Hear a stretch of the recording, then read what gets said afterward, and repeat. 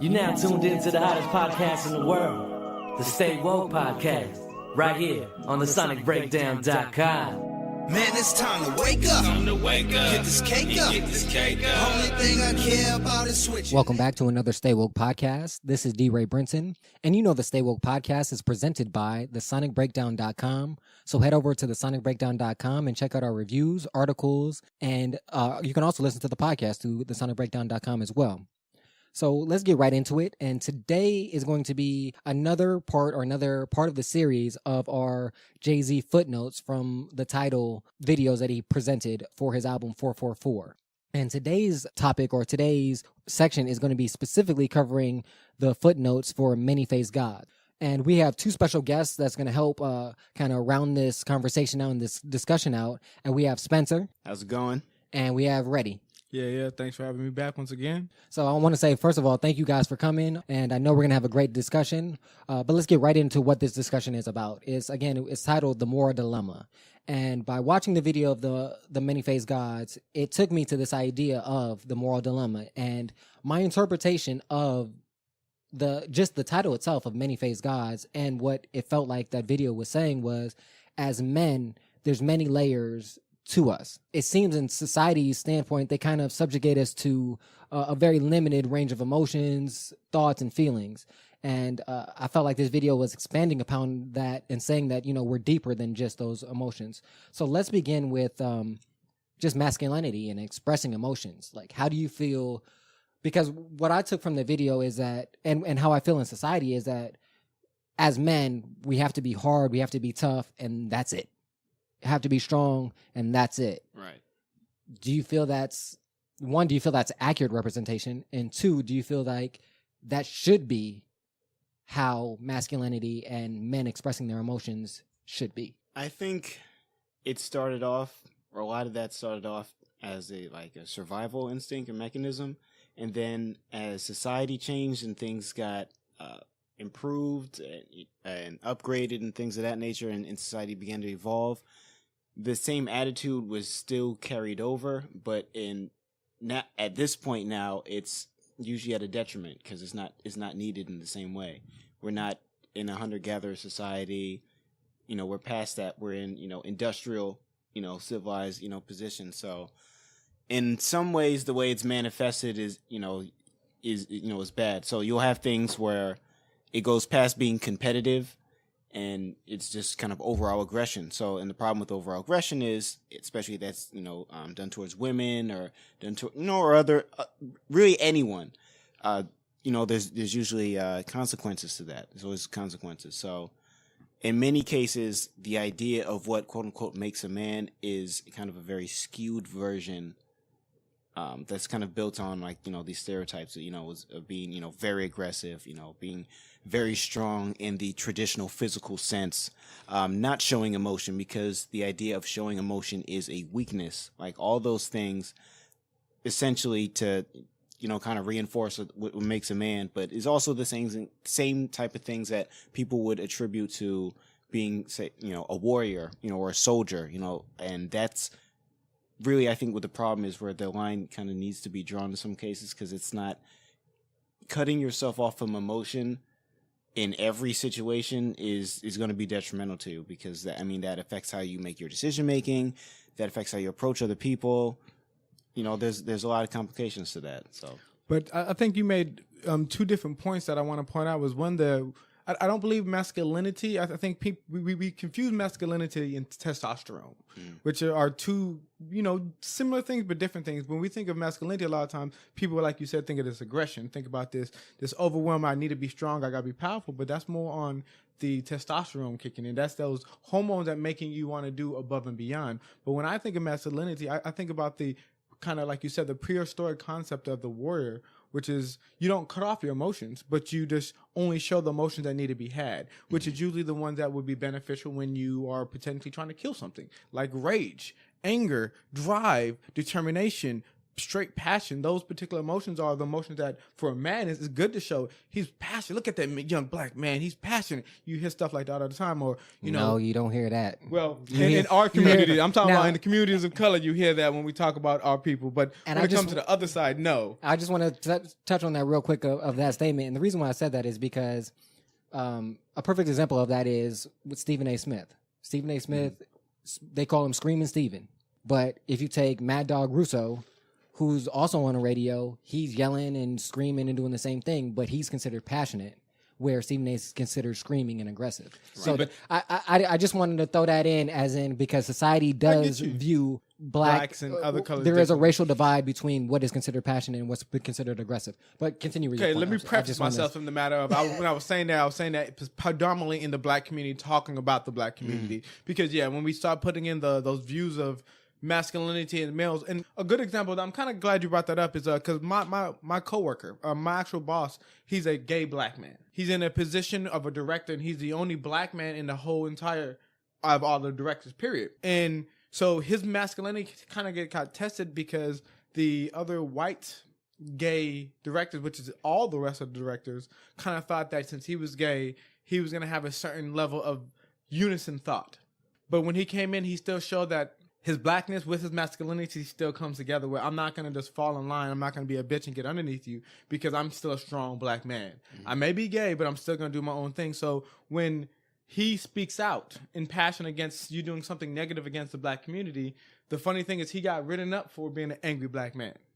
But then one of his other coworkers that had the same kind of concept of how it was to be a gay white man, he got praised about saying that he was bringing up valid issues and that it was something that needed to be done. His concept was enduring. Everyone was with it. Everyone was like on his back. But then with my boss, is more of and they literally said in the write up, You're giving off characteristics of an angry black man. And literally, he wasn't yelling. He wasn't shouting. He was just, he had his chest popped up because he was passionate about what he was talking about. It was about his issues, about his people. And when we go back to that concept of masculinity, we've always been taught as black men, black people of color, to show your pride, but not too much. Show that you're a man, but pull it back so no one thinks you're a thug. Because when it comes to masculinity in the black community, we always get thought of as, oh yeah, he must be a gangster, he must be a thug, he must be some kind of violent person. When we show the moniker of passion, so yeah, I do have to agree with you in that part, D-Ray, because that part does change the way masculinity is seen in society. But also when we see testosterone, I think that's the other part that they push upon people of color, where they want us to play sports. And when we play sports, they almost breed you to be aggressive.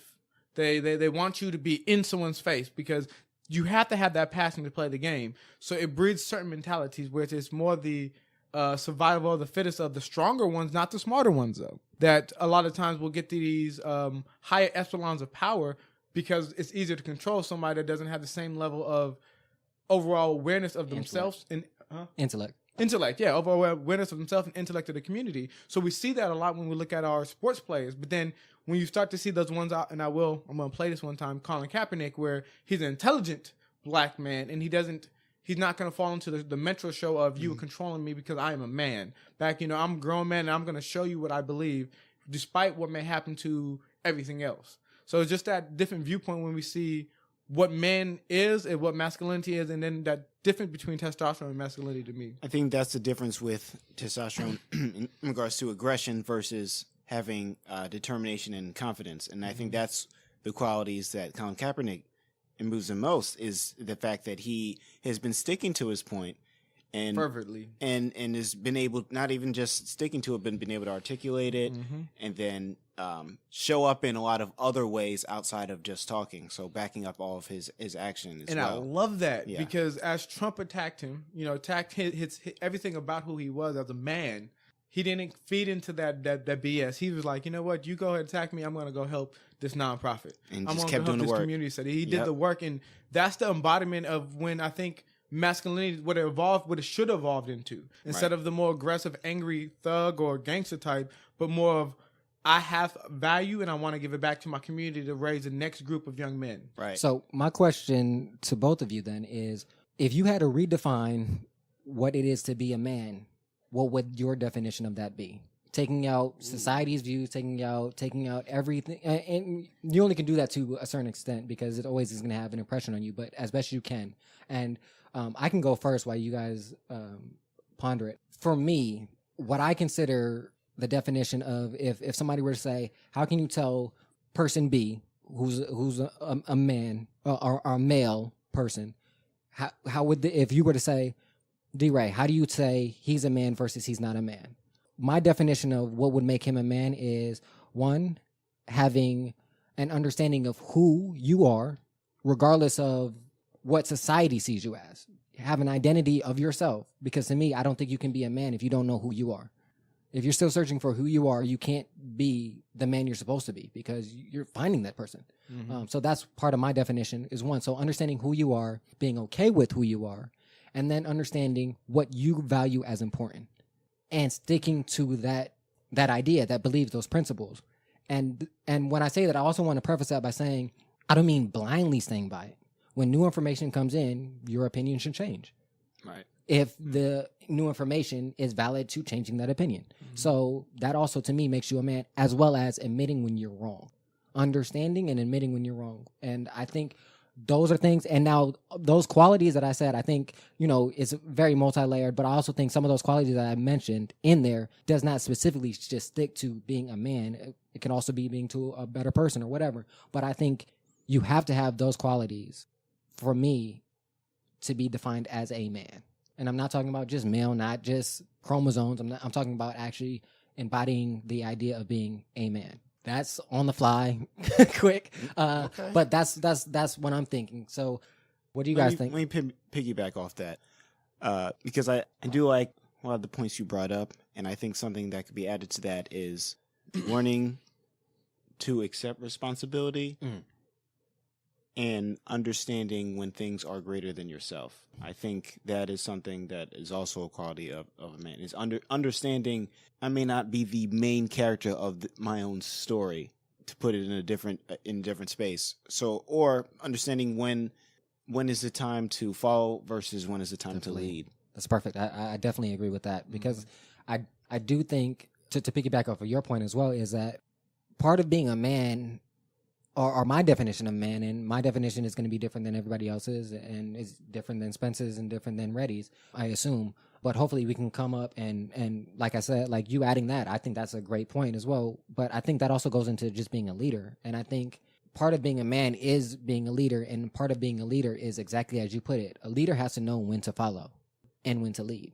because I don't care who you are, I don't care what space you're in, you don't know it all. You will never know it all. You might know more than the person next to you, but that doesn't mean the next person you meet might know more than you. And so therefore, in that situation, you're going to need to follow to learn something and gain information. So I do think that's very, very valid and important, because I think it also touches on of admitting you're wrong is about seeing past yourself. Right. I think that's more like the underlying is seeing past yourself and being able to have that separation and saying, let me take myself out of this and see how the bigger picture is looking. I think those are another valid point. And to me, that kind of brings me to the qualities that I say is one of the main aspects of being a man that we kind of everybody's been hitting on is wisdom. And wisdom is different from knowledge, because knowledge just means you study this and you learn this. Wisdom is lived experience. This means that your year, your 2 years, your 20 years, whatever amount of time you've lived, you've experienced so many things that has made you wise in certain areas. And when you truly have wisdom, one of the things about being a man is to truly impart that onto the next person. It may be your kids, it could be your family, it could be friends. Just making sure that even if they don't listen, or even if they're not ready to take the information, you still gave it to somebody. So when the time comes, they at least have the knowledge, because they learned from you. They may not have the wisdom yet, but they have the knowledge of what you said to change maybe their opinions and or to help mold their choices. The primary saying that, we've all heard it before: if you don't learn from your past, you're doomed to repeat it. And your past is your ancestors, your people that came before you. So being a real man can take in wisdom and understand it as wisdom. Doesn't mean you have to change everything about yourself. Doesn't even mean you have to change. But like D-Ray said before, when you get new information, you have to be wise enough to be able to take that into yourself and adapt it to whatever you need. Right. And sometimes it, almost your point, is taking your own advice. Yep. Taking your own advice and being able to trust yourself enough to take your own advice. All right, because if you don't have confidence in yourself in a lot of cases, then you're always going to be seeking like that outside help and outside validation, when a lot of times that may not necessarily be what you actually need. So you're looking for someone else to solve an issue for you. I think one other quality I'd add to this list is kind of like the tightrope walk of being independent but understanding when to ask for help. Yeah. So being able to do things on your own, being able to see success to a degree on your own, but also understand, hey, and someone else may need to step in. Can you help me with this? And understanding that. So it's not having someone else come in and do everything for you. It's you starting on something, working on something, realizing that you're lacking in whatever area, and then asking someone else to come and step in and assist you so that you can still achieve your own goal or whatever you were doing.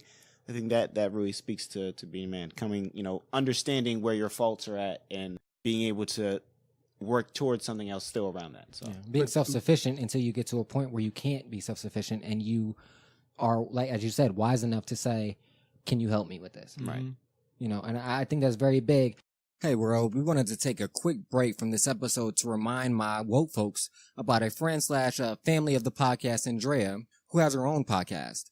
She has a great podcast to check out called Unsupervised Adulting. If you haven't given it a listen, go right after this episode on Apple Podcasts and SoundCloud to do so. If you have heard it, then you're already ahead of the game, but you can leave her a 5-star review on Apple Podcasts. It helps a lot. Andrea is a funny person who definitely gives truthful and interesting perspectives, as she says on previous Stay Woke podcast episodes that she is trying to figure this life thing out. You can listen to Andrea on Unsupervised Adulting by clicking the link in the description or visiting her website. Now back to our scheduled program. One of the things I do want to touch on, going back to the Many-Faced Gods video, was the statement by Jesse Williams in the very, very beginning of when he was asking, this is going back to the conversation of what is a man, when he was saying, what does it mean to be a man in a relationship? Does it mean you have courage? And if so, what is the courage for?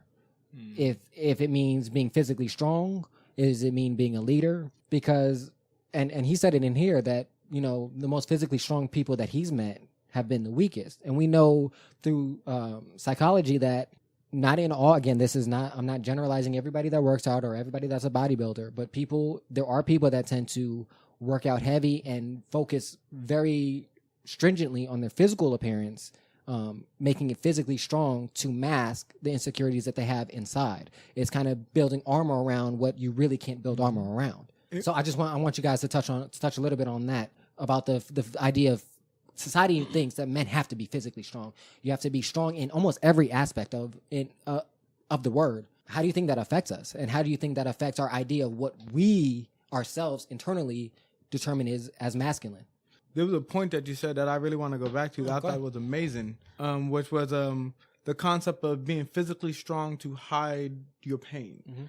And if we go to, there's more than one gender, there's more than two genders. I'm not going to go into that, but if we go into the typical structure of male and female and everything in between, but just male and female, when we look at a male, when they want to hide their pain, because we're told not to feel emotions. We're not to show their emotions. So what we do, we find ways to get it out. And one of our primary coping mechanisms is to work out as hard as fucking possible.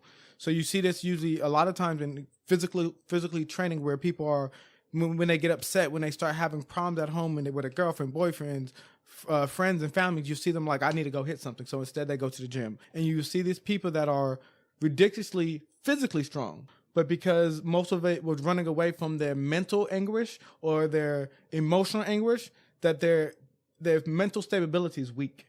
And we see that a lot, where we see guys snapping, where he seemed like a regular dude one day, and then someone just said something to him and he just went off. And we don't know why he was so angry. He was just so upset. It's just because he's been holding all those emotions in. He been not addressing them because he can't, or he can't really, like the video said, he wasn't allowed to cry. Crying is too much weakness. And if you're a strong person, physically strong, you think you're mentally strong, which you're usually not, you can't cry. So when you keep that emotion in, it becomes a bomb. And when it blows up, your mental you go mental. And that physical strength just hides that pain. We see this when we see a lot of guys when they go bulimic. They work out so often that they get so skinny that their muscles start to deteriorate. We see it on the other Atrophy. side. Yeah, atrophy. So we see that the physical strength is what guys believe we need to be for everything. And the media portrays it. The dude with a great bod is loved by all females. All guys want females to get at them. So it's just perpetuated in so many concepts that if you're not physically strong, it almost suggests that you're not a male. You know, and even touching on that, I wanted to bring up two things.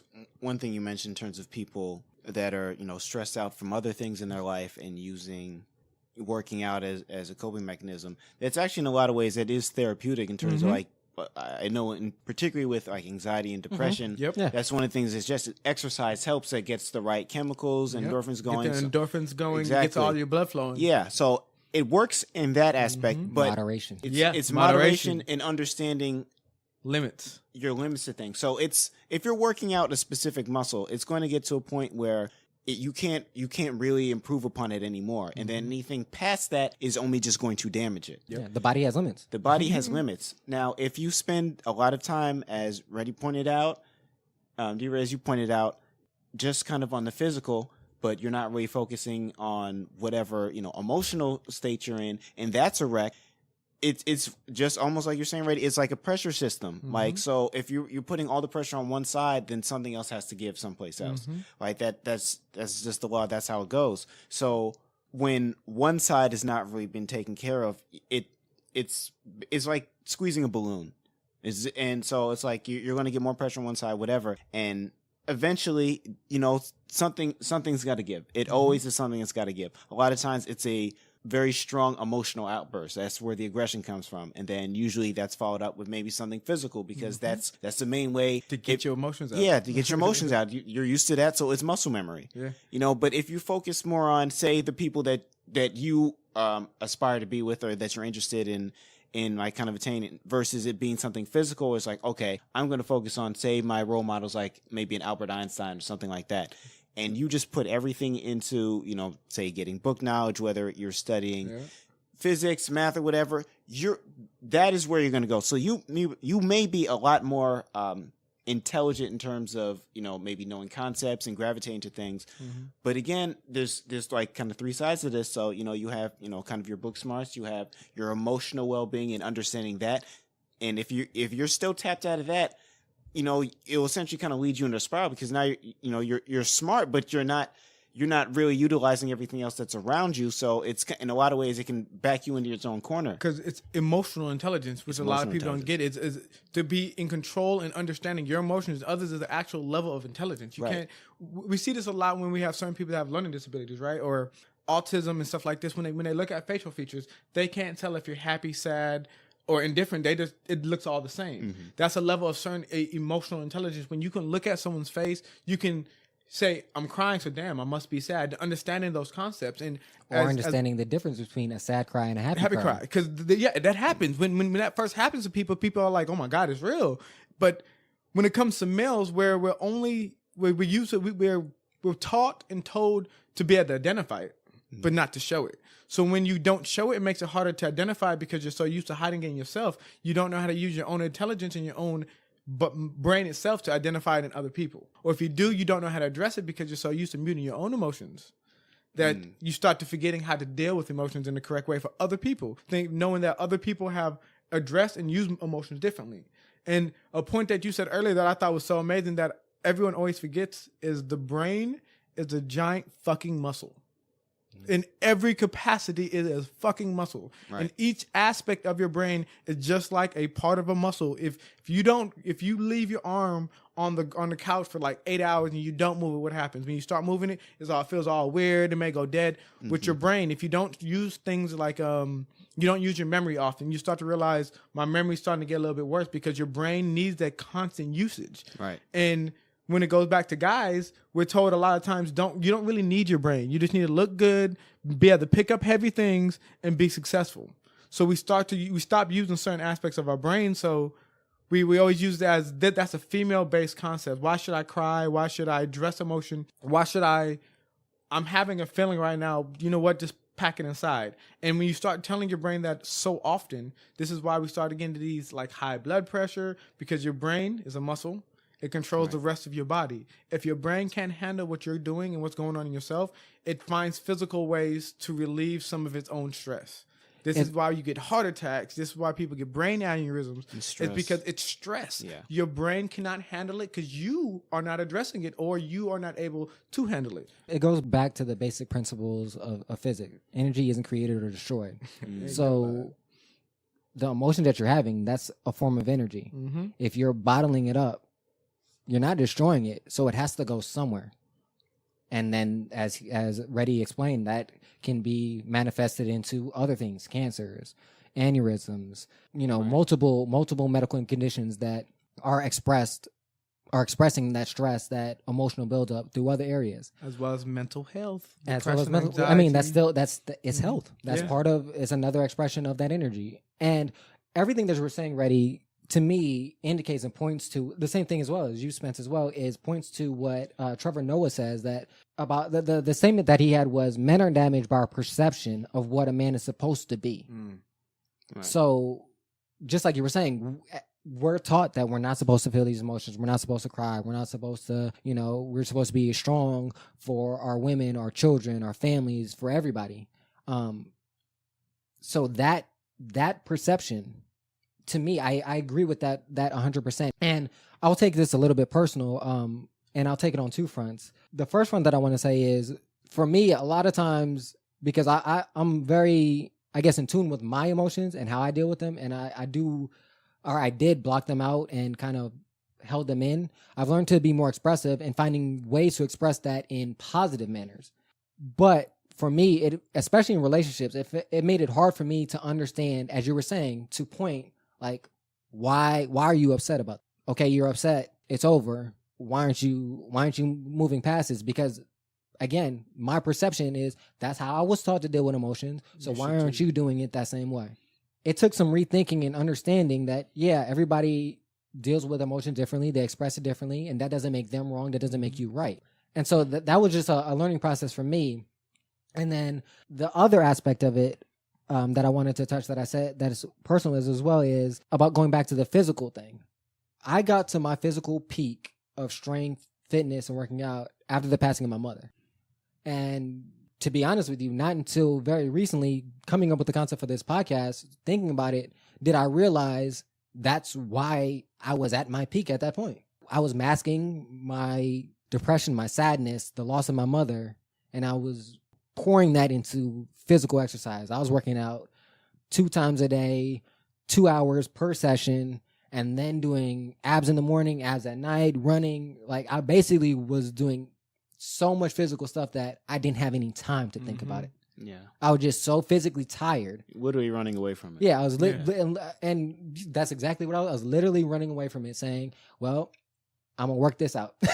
I'm gonna work through this. But at the end of the day, it didn't make me feel better. I felt physically better. Yes, my body was, women were, like, hey, your body, yeah. But at the end of the day, all of that didn't make me feel better. I still was hurt. I was still sad. I was still dealing with it. Yeah, you hadn't actually addressed, the core issue. And exactly. And so that's why I brought that up, is that, at least for me, I had to get to the point where I had a match. And again, going to balance. Absol, you're a genius. Life's about balance. And I'm still learning. It's a daily process that we all will continually go through. I'm still learning how to balance, my mental health, my emotional health, and my physical health, and getting that lined in together. I am a lot better, but it came with reflection and time. So I think that's something that we, as men, just as people in general, is that something that we all should work on. And again, like I said, I'm constantly working on it. If anybody has any tips on continuing that growth, I'm all for it. But I do want to segue this into the emotional availability, because I also, at that time period, I also knew that I was very withdrawn from my family, from my friends. Like I said, I was just running away from those issues in every aspect I could. And so that emotional struggle, that was something very hard to deal with. Even growing up as a man, it just felt like I couldn't be sad. If I was sad, I'm doing my younger brothers an injustice, because they need to see a strong man. They need to see somebody that's not crying, that's not upset, that just, whatever the issue is, he's stoic, he's even keel about it. We're just gonna power through and figure out a solution. But is that really the best example? So, what are some of the emotional struggles that you guys experience or seen from other men as a result of this idea that we need to be strong? I think very similar. I think, particularly as Black men, that's one thing that's really taught in terms of masking emotions, hiding emotion, not showing it. Particularly once you start going out a lot more, you get to adolescence, or you start to be around your peers more, and you're in kind of in your teens and stuff, and that's when you see, if anything, more the bravado. Masking it, yeah. And another way of masking it, like kind of peacocking, like I have to have the newest or brightest thing on, because that attention needs to be on me, to my physical appearance and what I have on, but not necessarily traits that I have, like being charismatic or something like that. It's I'm adorning myself with all these things so that you will be attracted to the things that are around me, the physical things that are around me, which may mask not really having a personality or something like that. So I think when it comes to emotional intelligence, for me, that's something that it's been like a trial and error process, and something that I've had to get wisdom from, something I've had to learn through a lot of mistakes I've made. Or at least meet someone who's emotionally intelligent to mirror what I'm doing back.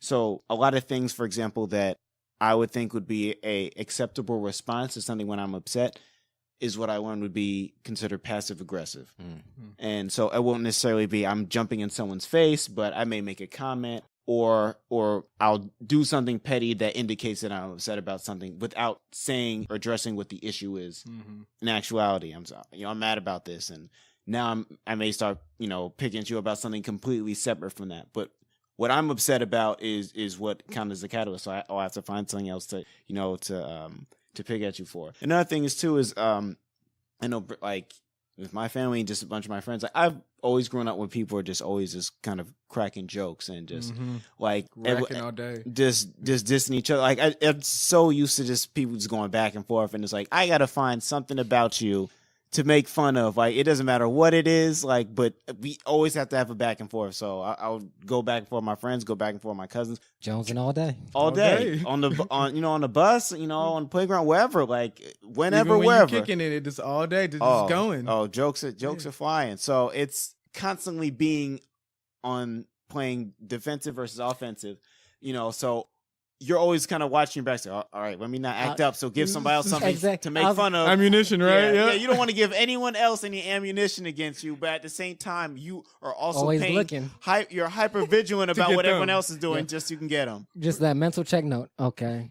Oh, he's wearing some fucked up J's right now. Mental check note. I'm gonna get him. If he get on me, I can't wait. It's gonna start there. Yeah. It's a great thing about the male culture, because it's great, but it's also awful, because like I grew up in it all day. Like me and my brothers, we used to clown on each other. Me and my friends used to clown on each other, because that's what guys do.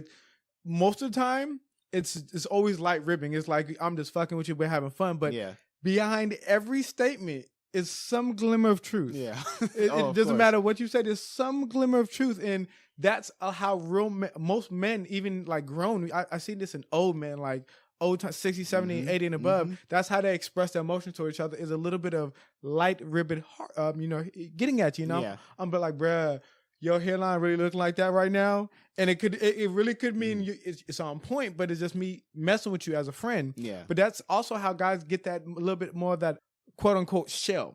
That's what I was going to say. Because you have to get used to it from your friends and family. So when people say it, because let's be real, in society, guys always get the tough ends of the stills a lot of times, the deals. And when it comes to just in general, you can't have a soft exterior. You gotta let things flow off like water. So when you're there with your friends and they're getting on your family, getting on you, you get in that initial development of that shell that unfortunately damages us as well as helps us a lot, because we start to close ourselves off emotionally, like you said, Spence, making sure that I'm always on point, so that when you do fall, a lot of times most people don't want to show it. Most guys specifically don't want to show it, because they know what's happening next. They know it's going to be the lectures. They know it's going to be all the, oh my God, I don't need this right now. And that's what you're saying. I need support right now. You can get at me later. But when it comes to males, I have to get you first, talk hella shit, and then I'm going to help you. Yeah. But that's one of our biggest problems, is because as males, when we know that's coming, a lot of times instead of going out for getting that help, it's like, you know what, fuck it. I can handle this myself. So a lot of times where it may get too bad, where you have to get help and it's worse than, or where the whole situation could have been easier if you could have sucked up some of your emotions that you didn't want to address, but technically you just didn't realize you were in a different way. So then you address it, and now you went through a hard period that could have been easier if you would have let your ego go a little bit, let your shell down a little bit, and get that help. But that's what media and society tells a man should be. But it's also our biggest weakness. One thing that I thought about, again, in preparation for this podcast, I wanted to say is when I was thinking about the emotional aspect, and especially it also sparked the idea, again, when you were talking about how being passive aggressive, things of that nature is I noticed in a lot of males, even in myself, is there's times when somebody makes you upset, somebody makes you mad, but we don't say it. And I don't want to even say, and I kind of even want to take out male, and I kind of feel like I see this in society that people don't want to say how they feel. It's all right to be mad about something. Even if Reddy said today he didn't want to do the podcast, it's all right for me to say, yo, that kind of hurt me, even though he did nothing wrong. Like, he has no obligation to do it. He's his own man. He can do, if he want to do it, he do it. If he doesn't, he doesn't. But for me putting all this time and all this effort and all this stuff into it, I can say, I should feel the freedom to say, hey, Reddy, it's fine that you didn't come because I can't make you, but that really upset me, and this is why. But we don't, we're afraid to tell people how we feel, because we're told it not doesn't to be make confrontational. No, I get that, but to me, it doesn't make sense. Just think about that. Right. Just think about why would you not address why it? would you not? Even if you don't say nothing back, even if you say it doesn't matter, you know now. So there's no question on your end of what is he feeling. You know what I'm saying? We don't like to accept that both things can be true at the same time. Reddy can be, not have to, do what he needs to do and, not show up. And you can also be mad about that. Both things, it doesn't. They're not exclusive. They're not exclusive at all. They can live in the same space and both be true. Right. Absolutely. But as the thing you see more and more with males is we like to believe one unilateral truth. That this is the only way that's right because that's what we understand, where that's where we get a lot of our stubbornness from. Not even, again, like D-Ray said, I don't even think that's just man. I think that's mankind, where we have one viewpoint like 2 + 2 is 4. We would never believe in any other concept that 2 + 2 could equal anything else, even if you show us extra information, is because we're so stubborn, this is how it has to be because this is what I understand. Especially when we don't fully understand the concept of something, we don't want to. We get to the point defensive. Where we get defensive. No, and we think about that a lot when I'll say this and I'll get a little bit political quick. 1 second. When we get politics or religion, when someone comes to your door, let's say like the Jehovah's Witnesses, they're giving you their opinion. For you, both of those opinions can be true. Jehovah's Witnesses believe what they believe, you believe what you believe, but we're always so confrontational. We're like, no, you're wrong, you're going to hell. But then a lot of what you're saying is against what you were taught. And same thing with politics, where a Republican and Democrat could want the same exact thing, and they both have 2 different policies to do that are almost exactly the same thing, but the other one will always fight the other one just because you aren't on my side. Right. It's because what happens a lot of times when you bring up that concept of just basic addition, 2 + 2 = 4. If someone were to tell you otherwise, you would feel like that was an indictment on you. You're stupid. You're you're attacking my personal beliefs, and my personal beliefs are sacred.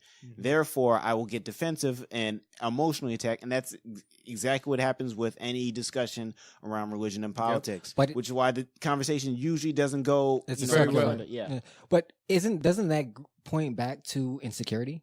Because absolutely, at least for me, and that's exactly what it is. Yeah. Because for me, like I said, we have conversation on this podcast all the time, and I don't agree with everything that everybody on the podcast says, but that doesn't mean I don't valid or take their points as being valid. I might not agree with it, but it's their point. I don't need to agree with it. I don't need your my opinion is my opinion. I don't need anybody's consensus to say that my opinion should be my opinion. No, it's mine. My top 10 list is my top 10 list. Your top 10 is your top 10 list. I can't tell you your top 10 list is better or worse than mine.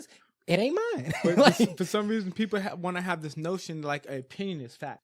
So if I say right now, Biggie is the best rapper that's ever lived, that will ever live, that could ever be alive, that may be a fact to me, but in the general consensus of society, That's a opinion. Yeah, they get And real upset. your opinion could be Tupac is better. And if we are going to be a rational society that actually gets further in life, we have to be like, you like Tupac, I like Biggie. What's up?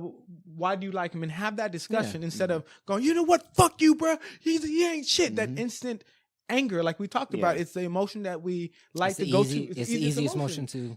You don't need to have any rhyme or reason to be angry. You can just be angry. But when you want to have an intelligent conversation that requires intrigue or inquisitiveness, these other emotions that people don't even have a concept of, it's a lot more difficult. Yeah, It's new. Yeah, people have a very hard time separating their emotion when they are attached to a certain concept or of whatever. So, particularly when it comes to anything like we're sports, whatever, we're very tribal. Same thing with music, and for the exact reason of why someone feels really strongly about Biggie versus someone who feels strongly about Pac. If they grew up on music, there are certain songs, certain experiences, whatever. Like they remember where they're at when they heard certain song, and there is an emotional connection. So when you say something like that, it sounds like once again an attack on them and a statement about them, and it doesn't reflect well on them, and that's usually when the ego drops in and says, "Hey, you can't say that about me. I am X, Y, and Z." And to me, that kind of goes back to what D-Ray said, that insecurities. And I think that's one of the emotions or the concepts of